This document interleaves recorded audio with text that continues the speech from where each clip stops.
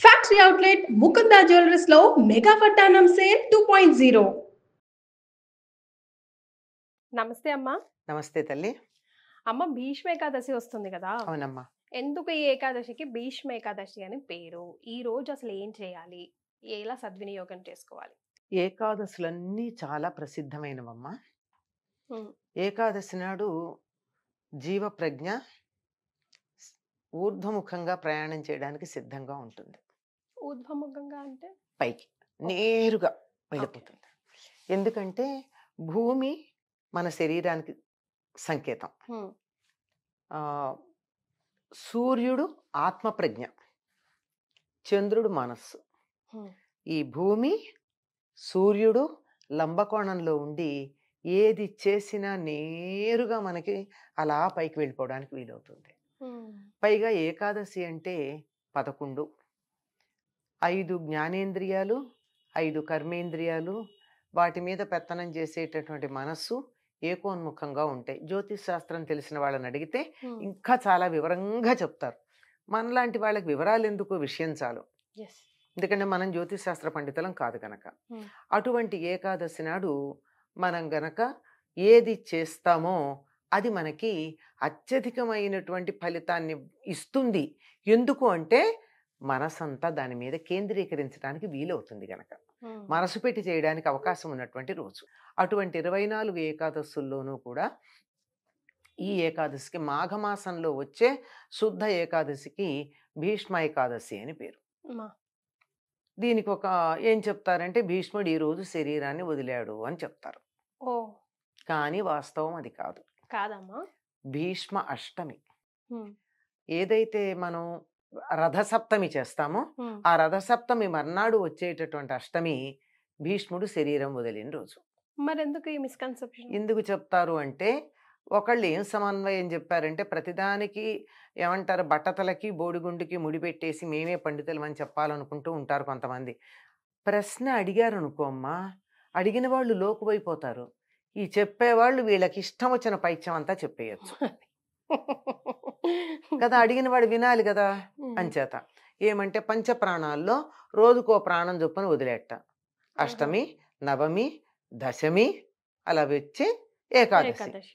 అట్లా ఈ పూర్తి ప్రాణం 5, 6 చివర వదిలాడు. వినడానికి చాలా లాజికల్గా అనిపించింది. అన్ని సందర్భాల్లోనూ లాజిక్ సత్యం అవ్వచ్చు, కాకపోవచ్చు. ఉమ్, అవ్వచ్చు, కాకపోవచ్చు. కాకపోవచ్చు. ఇది ఎంత నిజమో నాకైతే తెలియదు. ఉమ్, అయి ఉండొచ్చు కూడా. కాదని చెప్పడానికి నేను చూసి రాలేదు కదా. మరి కానీ నా లాజిక్ మాత్రం అది కరెక్ట్ అనిపించలే. అప్పటి రోజుల్లో అంటే 5000 సంవత్సరాలకి ముందు ఉత్తరాయణం వచ్చిన రోజే రథసప్తమి అయింది. ఉమ్, మనకి రథం ఎప్పుడు నడుస్తుంది, ఎప్పుడు తిరుగుతుంది? ఉత్తరాయణం రాగానే సూర్యుడు రథం యొక్క దిశ మారుతుందని కదా ఉత్తరాయణం అన్నాం ఉమ్. కదా. అప్పుడు వైకుంఠ ఏకాదశి ముందు, వైకుంఠ ఏకాదశి తర్వాత తర్వాత. కదా. ఎస్. ఎప్పుడు ఉత్తరాయణం అంటే మనకి జనవరి, ఈ సంవత్సరం 14 వచ్చింది. ఒక్కొక్క సంవత్సరం 15 వస్తుంది. ఇలా కొంచెం కొంచెం తేడాలు వస్తూ 5000 సంవత్సరాలకు ముందు ఇంకొంచెం తేడా ఉంది. తేడా ఉండి ఆ సంవత్సరం రథసప్తమి నాడే రథాలు మళ్ళాయి. అందువల్ల మర్నాడు అష్టమి నాడు ఉత్తరాయణం వచ్చింది గనక భీష్ముడు శరీరం వదిలాడు అని ఒకటి చెప్తారు. అది నమ్మడానికి అవకాశం ఎలా ఉంది అంటే, భారత యుద్ధం జరిగిన రోజులన్నీ లెక్క పెట్టుకుంటూ వస్తే తిథుల ప్రకారం అది జరగాలి. ఆయన 56 రోజులు అంపశయ్య మీద ఉన్నాడు అని చెప్పిన దాని ప్రకారం, దానికి సంకేతంగానే మనం రథసప్తమి నాడు పాలు పొంగించుకుంటే తమిళులు ఎప్పుడు పాలు పొంగిస్తారు? సంక్రాంతి నాడు చేస్తారు. అందుకని సంక్రాంతిని పొంగల్ పొంగల్ పొంగల్ అంటారు. వాళ్ళు కూడా ఎక్కడ పాలు పొంగిస్తారు? తులసి దగ్గర బయట పెట్టుకుని ఆరు బయట పాలు పొంగిస్తారు. మనం అప్పుడు చెయ్యం. మనం ఎప్పుడు చేస్తాం పాలు పొంగించటం? రథసప్తమి నాడు చేస్తాం. అంటే సూర్యుడిని ఆరాధించేటటువంటి వాళ్ళు సూర్యుడికి ఎదురుగా సూర్యుడు కనపడేటట్టు ఆవు పాలు పొంగించి అందులో కొత్త బియ్యము కొత్త బెల్లము వేసి పరమాన్నం తయారు చేసి సూర్యుడిని ఆరాధించే పద్ధతి. అంటే ఈ పాలు పొంగించటం అన్నది రథసప్తమి నాడు మనం చేస్తున్నాం. ఈ రథసప్తమి సంక్రాంతి కొంచెం మారాయి గనక వాళ్ళు అప్పుడు చేస్తున్నారు, మనం ఇప్పుడు చేస్తున్నాం. కాలక్రమంలో మార్పులు వస్తాయి. ఒకప్పుడు ఎప్పుడు 13వ తారీఖే భోగి, 14 సంక్రాంతి వచ్చేది మా చిన్నతనంలో. ఈ మధ్య కాలంలో 14 భోగి 15 సంక్రాంతి వచ్చింది. ఒక సంవత్సరం అయితే భోగి సంక్రాంతి కూడా 15 వచ్చాయి. అంటే అంతరిక్షంలో కూడా గ్రహాల యొక్క కదలికల్లో కొంచెం మార్పు వస్తుంది. ఎందుకంటే భూమి ఇలా నిటారుగా లేదు. 1/3 డిగ్రీల వంపు తిరిగింది భూమి యొక్క అక్షం. అందువల్ల తిరిగేది కూడా ఇలా కోడిగుడ్డ ఆకారంలో తిరుగుతుంది. అది కూడా ఇలా పూర్తి ఓవల్ కాదు, ఈ పక్కన వెడల్పు ఎక్కువ, ఈ పక్కన వెడల్పు తక్కువ, అట్లా తిరుగుతుంది. ఈ తిరిగే సందర్భాల్లో వచ్చినటువంటి తేడాల వల్ల అప్పుడప్పుడు ఈ తేడాలు వస్తాయి. అప్పుడు అలా జరిగి ఉంటుంది అని జ్యోతిష్ శాస్త్ర పండితులు చెప్పే మాట. ఎందుకు అష్టమి నాడే శరీరం వదిలాడు అని. ఎందుకు అంటే భారతంలో స్పష్టంగా ఈయన చెప్తాడు. ఎవరు? మన ధర్మరాజు. ఇవాళ ఉత్తరాయణం ప్రవేశించింది కనుక తాతగారు శరీరం వదలడానికి సిద్ధంగా ఉంటారు, మనం ఇంటి నుంచి అగ్ని తీసుకువెడదామంటాడు. అంటే ఇంట్లో ఉన్న అగ్నిని పట్టుకెళ్ళాలి. పూర్వకాలం ఇంట్లో హోమాలు చేసేవాళ్ళుగా అందరూ. ఆ హోమం చేసే అగ్నిని పట్టుకెళ్ళాలి. మనకు హోమం లేకపోతే బయటే నిప్పు తయారు చేసి కుండలో పెట్టి తీసుకెళ్తున్నారు. వాస్తవంగా ఇంట్లో ఉండే హోమాగ్ని తీసుకెళ్ళాలి. మనం ఆ అగ్నిని తీసుకుని పెడదాం, తాతగారు శరీరం వదిలేస్తారు, ఉత్తరాయణం కోసం ఎదురు చూస్తున్నారు కదా అన్నారు. దీన్ని బట్టి ఎప్పుడు అవ్వాలి? రథ సప్తమి మర్నాడు అష్టమి అన్నాడు. దానికి భీష్మాష్టమి అని పేరు ఉందమ్మా. భీష్మాష్టమి ఉంది. ఆ భీష్మాష్టమి నాడు ఆయన శరీరం వదిలాడు. ఇప్పటికి కూడా భీష్మాష్టమి నాడు తప్పనిసరిగా సంతానం కావాలనుకున్నటువంటి వాళ్ళు భీష్ముడికి ఇది ఇస్తారు, తర్పణాలు ఇస్తారు. ఎందుకు అంటే తనకి సంతానం లేకుండా చేసుకుని కురువంశాన్ని అభివృద్ధి చేయడానికి త్యాగం చేశాడు గనక ఆయనకి గనక తర్పణాలు ఇస్తే సత్సంతానం కలుగుతుంది. ఆయన అనుగ్రహం వల్ల కదా వీళ్ళందరూ ధృతరాష్ట్రుడు పాండురాజు పుట్టారు. ఆయన నేనే రాజ్యం చేస్తానని కానీ, నేను పెళ్లి చేసుకుంటానని కానీ అన్నట్టయితే ఈ మళ్ళీ గాంధారి కోడళ్ళకి వ్యాసుడి వల్ల సంతానం కలిగేది కాదు. అంచేత సంతానం కావాలనుకున్న వాళ్ళు సంతానం లేనటువంటి భీష్ముడికి తర్పణాలు ఇచ్చినట్టయితే సంతానం కలుగుతుందని ఆయనకి ఆనాడు తర్పణాలు కూడా ఇస్తారమ్మా. అది భీష్మాష్టమి. అయితే ఏకాదశికి భీష్మ ఏకాదశి అని పేరు ఎందుకు వచ్చింది? ఇది సందేహం రావాలి కదా ఎవరికన్నా. అదే అడిగాను నేను. అదే మరి ఎందుకు అంటే భీష్ముడు విష్ణు సహస్రనామం చెప్పినటువంటి వాడు. ఇవాళ ఇప్పుడు చెప్పలేదు, అప్పుడే చెప్పాడు. కృష్ణుడిని చూస్తూ కృష్ణుడిని విష్ణువుని కీర్తిస్తూ తాను కీర్తిస్తున్నది తాను వింటూ కృష్ణుడి మెడలో ఉన్నటువంటి ఆ తులసిమాలని ఆఘ్రాణం చేస్తూ పంచేంద్రియాలతో ఆ కృష్ణుడిని విష్ణువుగా ధ్యానం చేస్తూ శరీరం వదిలాడు. సామాన్యుడు కాదు కదా. ఎప్పుడు కావాలంటే అప్పుడు శరీరం వదలొచ్చు అన్నటువంటి ఇది ఉన్నది, వరం ఉంది.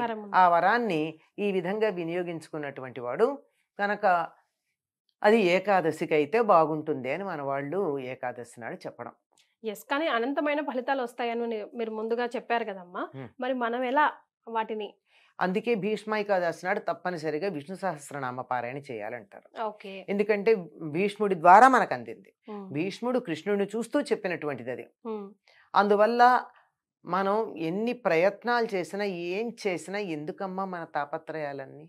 బతికుండగా సుఖంగా ఉండాలి, చనిపోయిన తర్వాత కూడా బాగుండాలి. మనం పునర్జన్మని మరణానంతర జీవితాన్ని నమ్ముతాం కదా. కనుక శరీరం వదిలిన తర్వాత నరకానికి వెళ్లకుండా పుణ్యలోకాలకు వెళ్ళాలి అంటే ఆఖరి క్షణాన భీష్ముడిలాగా విష్ణువుని తలుచుకుంటూ ధ్యానం చేస్తూ ఎదురుగా చూస్తూ వీలైతే అంటూ వీలైతే వింటూ, అంటూ వింటూ కంటూ 3 చేశాడు కదా. అందుకని ఆనాడు అది గనక మనం భీష్ముడి నుండి మనకు అందినటువంటి విష్ణు సహస్రనామాన్ని మనం పారాయణ చేశామంటే తప్పనిసరిగా ఆ భీష్ముడి వల్ల కూడా మనం కొంత ప్రయోజనం పొంది, అయ్యో వీళ్ళు నే చేసిన పని చేశారని ఆయన కూడా అనుగ్రహిస్తాడేమో. అందువల్ల ఏది ఏ క్షణం చివరిది ఎవరు చెప్పలేము. ఇదిగో అప్పుడే అయిపోతుంది అన్నవాళ్ళు, అది కాదు అప్పుడే అయిపోతారు వీళ్ళు అన్నవాళ్ళు లేచి కూర్చుని హాయిగా 10 ఏళ్ళు 15 ఏళ్ళు బతుకుతున్నారు. హాయిగా ఉన్నారు అనుకున్నటువంటి వాళ్ళు తప్పు నిగిరిపోతారు. అందువల్ల ఏది ఆఖరి క్షణమో మనకి తెలియదు. అందువల్ల ఆనాడు విష్ణు సహస్రనామ పారాయణ తప్పనిసరిగా చెయ్యాలి అని చెప్తారమ్మా. పైగా ఆ రోజు భీష్మ అష్టమి నాడు ఎవరైతే తర్పణాలు ఇవ్వలేకపోయారో వాళ్ళు ఆనాడు తర్పణాలు ఇస్తారు. ఇంకో సంగతి ఏమిటంటే పూరిలో ఉమ్. ఈరోజు కృష్ణుడి చేత భీష్ముడికి తర్పణాలు ఇస్తారు. అవునా? భీష్మ ఏకాదశి రోజు అమ్మా?